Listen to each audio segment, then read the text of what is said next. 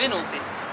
In questo settimo appuntamento di Qua il Buon Veneto siamo in un posto suggerito da un nostro spettatore. Oggi siamo a Cadoneghe.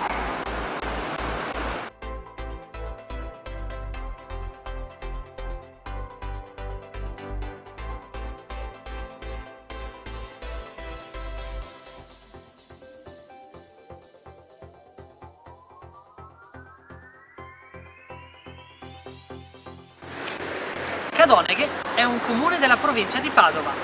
Nasce sulla sponda sinistra del Brenta. Cadoneghe ha origini davvero antichissime. Ad esempio è citato nella Costituzione di Padova del 1235. Una piccola curiosità. Si è recentemente scoperto che nel nono canto del Paradiso della Divina Commedia viene proprio descritto uno scorcio di questo borgo.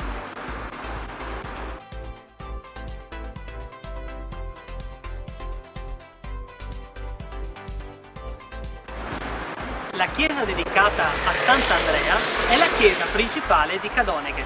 È originaria del XIV secolo, è stata restaurata poi nel XVI, restaurata ulteriormente nel XVIII. I ricchi benefattori che hanno contribuito a questo restauro sono stati veramente molti. Una famiglia nobile e conosciuta furono i Mocenigo.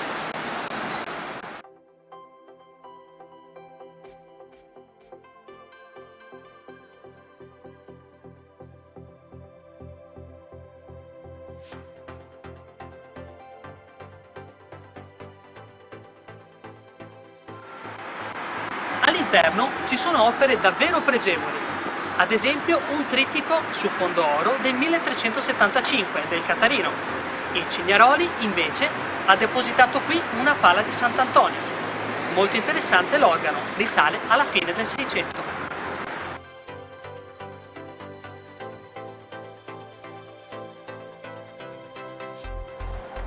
Sono molti i luoghi di interesse qui nel comune di Cadoneghe, ad esempio le ville storiche, le ville venete. Una di queste è Villa da Ponte, qui dietro di me. È una villa originaria del Settecento. Il nome lo deve a una famiglia nobile della zona che aveva vasti possedimenti. Anche se è una casa nata per la villeggiatura, possiede uno stile davvero unico e particolare.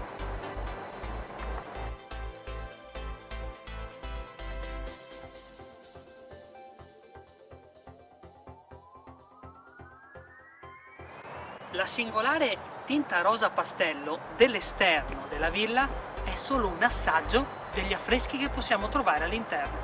Ad esempio, la sala della musica, affrescata dal Crosato, ha dei disegni e delle pitture a dir poco magnifiche.